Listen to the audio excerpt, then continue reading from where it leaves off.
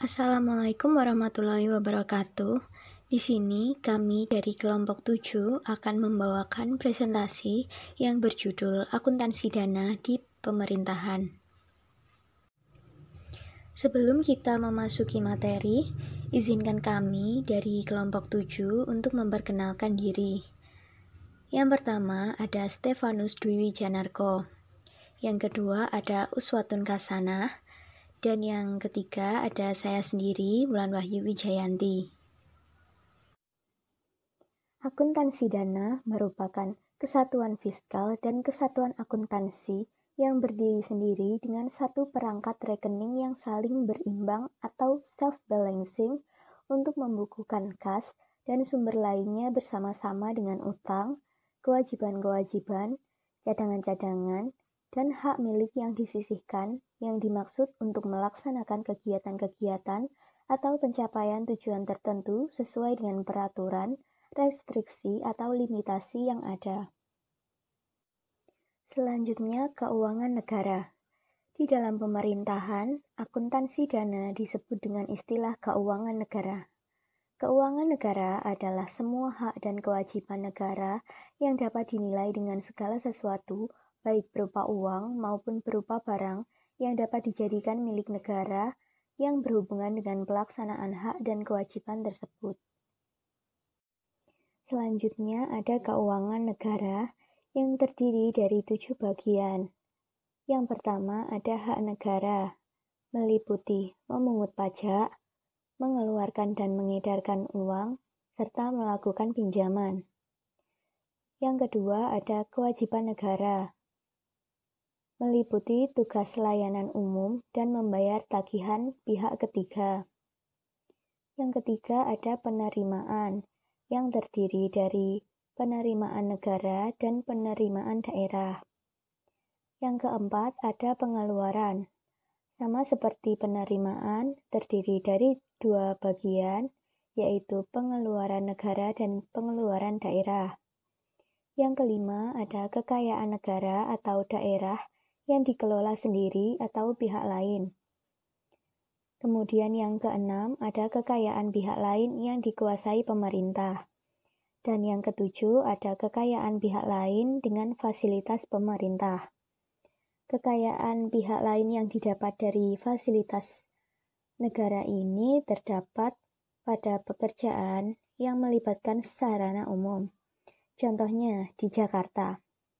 Supir bus Transjakarta memiliki penghasilan dengan adanya fasilitas yang disediakan negara yang berbentuk transportasi umum.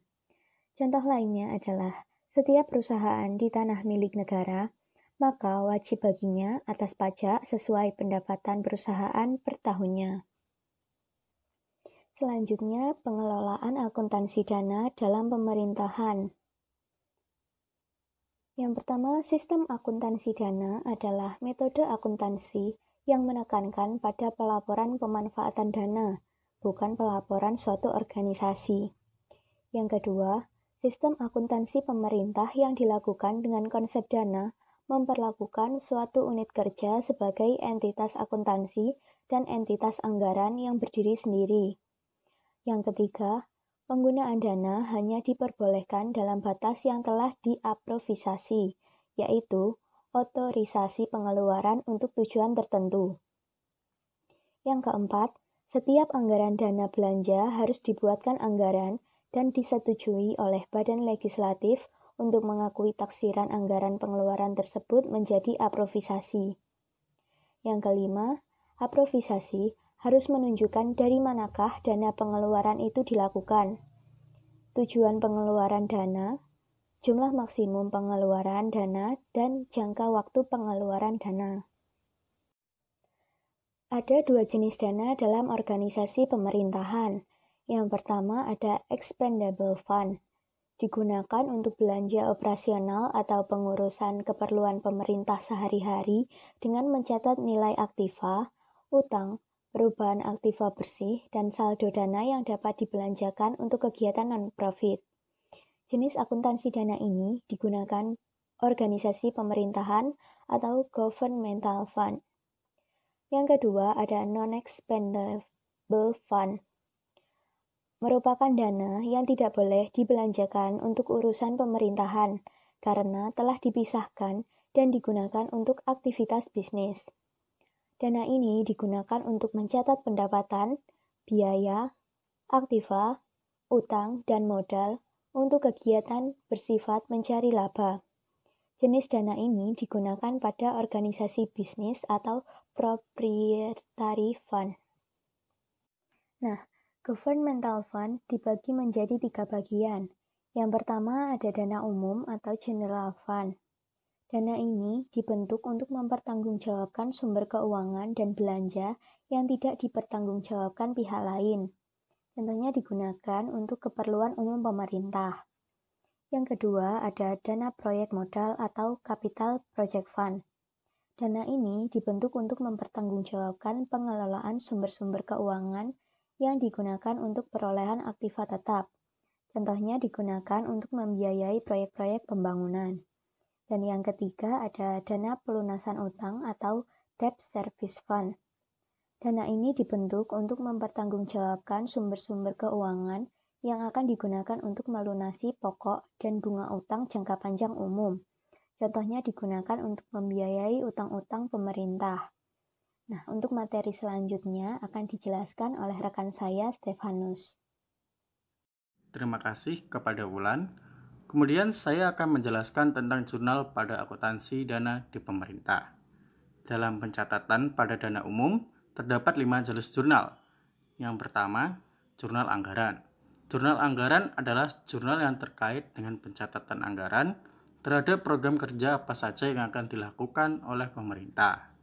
Yang kedua adalah jurnal pendapatan, yaitu jurnal yang terkait dengan pemasukan kas atau pendapatan yang diterima oleh pemerintah, baik penerimaan pajak, penerimaan negara bukan pajak, serta penerimaan hibah dari dalam dan luar negeri. Yang ketiga adalah jurnal belanja, yaitu jurnal yang terkait dengan pengeluaran kas negara atau belanja yang dilakukan oleh negara untuk memenuhi program kerjanya. Yang keempat adalah jurnal penyesuaian, yaitu jurnal untuk melakukan penyesuaian di akhir tahun, seperti bunga dari investasi, tunggakan pajak, belanja yang masih harus dibayar, dan retribusi yang belum ditagihkan. Yang kelima adalah jurnal penutup, yaitu jurnal untuk menutup saldo akun yang belum ditutup. Kemudian, sistem dan prosedur akuntansi dana.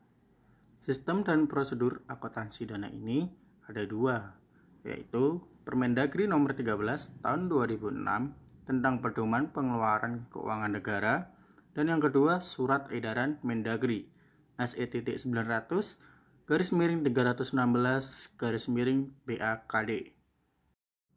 Akuntansi Satuan Kerja. Prosedur akuntansi pada SKPD atau Satuan Kerja Perangkat Daerah meliputi beberapa hal. Yang pertama, pencatatan, pengitisaran pertanggungjawaban, dan pelaporan keuangan APBD. Konstruksi keuangan daerah. Di dalam konstruksi keuangan daerah terdapat 2 jenis satuan kerja, yaitu Satuan Kerja Perangkat Daerah atau SKPD dan Satuan Kerja Pengelola Keuangan Daerah atau SKPKD. Dalam pelaksanaan akuntansinya, pihak yang terkait adalah yang pertama, pihak penatausahaan keuangan atau PPK SKPD yang memiliki tugas yang pertama mencatat proses transaksi, yaitu pendapatan, belanja, aset, dan selain kas berdasarkan bukti terkait. Kemudian memposting jurnal, yaitu jurnal pendapatan, belanja, aset, dan selain kas ke dalam buku besarnya masing-masing. Dan yang ketiga, membuat laporan keuangan yang terdiri dari LRA, neraca, dan CALK. Kemudian pihak yang kedua yaitu bendahara SKPD, bertugas untuk menyiapkan dokumen-dokumen atas transaksi yang terkait dengan proses pelaksanaan akuntansi SKPD. Akuntansi anggaran. Akuntansi anggaran ini diatur dalam PP nomor 24 tahun 2005 tentang SAP yang berisi teknik pertanggungjawaban dan pengendalian manajemen. Keduanya berkaitan dengan pengelolaan pendapatan, belanja, transfer, dan pembayaran. Sistematisnya yang pertama berasal dari dokumen pelaksanaan anggaran yang kemudian disahkan oleh pejabat pengelola keuangan daerah atau PPKD sehingga menjadi akuntansi anggaran. Jurnalnya adalah sebagai berikut: estimasi pendapatan dan defisit di debit pada apropriasi belanja dan surplus di kredit. Akuntansi pendapatan.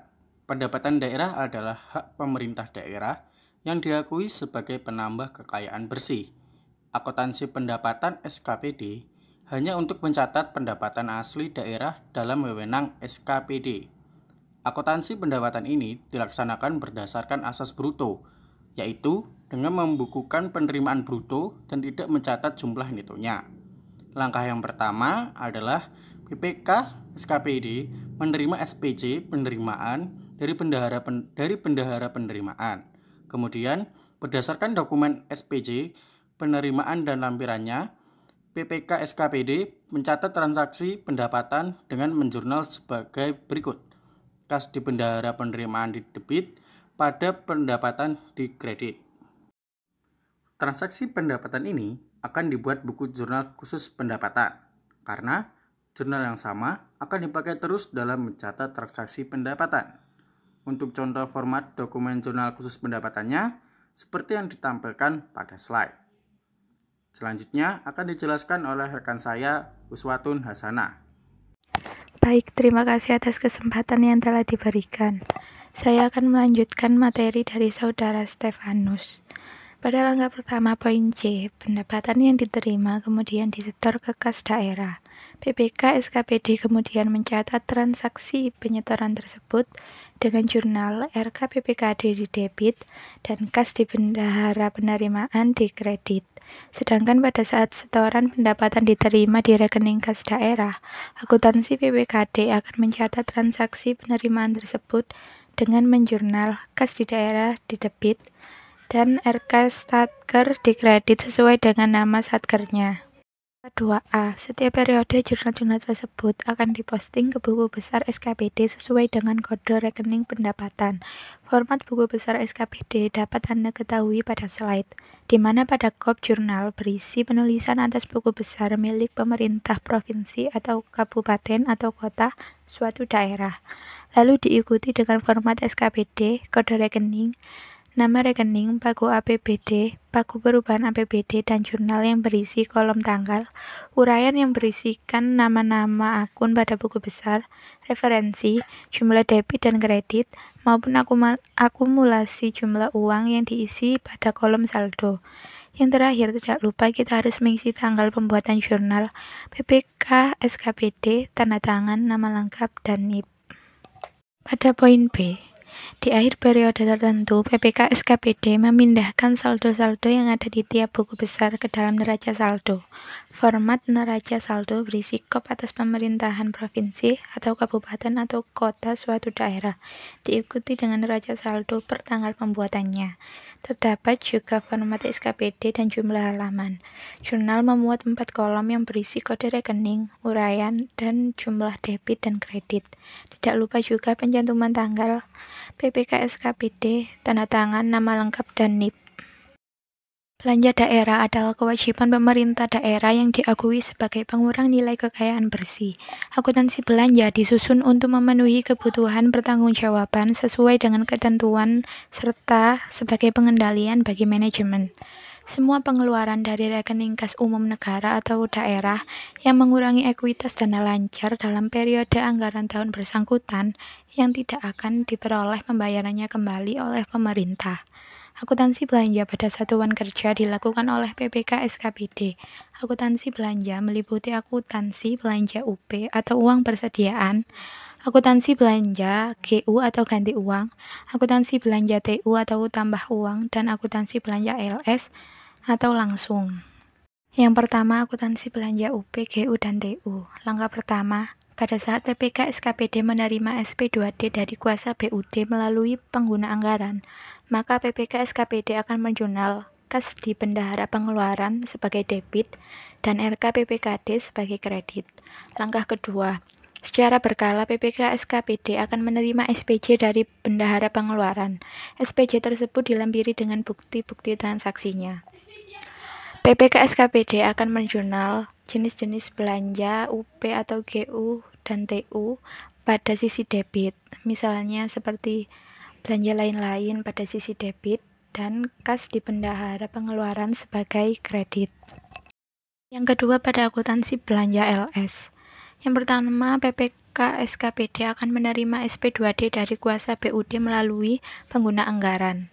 PPK SKPD akan menjurnal jenis-jenis belanja yang dilakukan sebagai debit dan RK PPKD sebagai kredit. Yang kedua, PPKD dalam kasus LS barang dan jasa seringkali terdapat potongan pajak, sehingga PPKD harus menjurnal kas di bendahara pengeluaran sebagai debit dan hutang pajak, misal hutang pajak penghasilan, di kredit. Yang ketiga, untuk transaksi belanja yang menghasilkan aset tetap, PPK SKPD mengakui sebagai penambahan aset, sehingga mereka menjurnal belanja modal di debit dan kas di bendahara pengeluaran di kredit. Lalu ada aset di debit dan diinvestasikan dalam aset tetap sebagai kredit. Lalu ada akuntansi aset SKPD. Prosedur akuntansi aset meliputi pencatatan dan pelaporan akuntansi atas perolehan, pemeliharaan, rehabilitasi, perubahan klasifikasi, dan penyusutan terhadap aset tetap yang dikuasai dan digunakan oleh SKPD. Transaksi tersebut digolongkan dalam dua kelompok besar transaksi, yakni penambahan nilai aset dan pengurangan nilai aset. Langkah pertama yang harus dilakukan pada akuntansi aset SKPD adalah mengumpulkan bukti-bukti transaksi yang telah dilakukan. Bukti-bukti transaksi tersebut berupa berita acara penerimaan barang atau jasa, berita acara serah terima barang atau jasa, dan berita acara penyelesaian pekerjaan. Langkah kedua yang harus dilakukan adalah menjurnal transaksi-transaksi yang telah dilakukan. Jika perusahaan terdapat penambahan nilai aset, maka perusahaan harus menjurnal aset di debit dan diinvestasikan dalam aset tetap pada kredit. Sedangkan pada pengurangan nilai aset, perusahaan akan mengisi sisi debit dengan diinvestasikan dalam aset tetap dan aset pada sisi kredit. Yang terakhir ada akuntansi selain kas. Prosedur akuntansi selain kas meliputi serangkaian proses pencatatan dan pelaporan akuntansi sampai dengan pelaporan keuangan.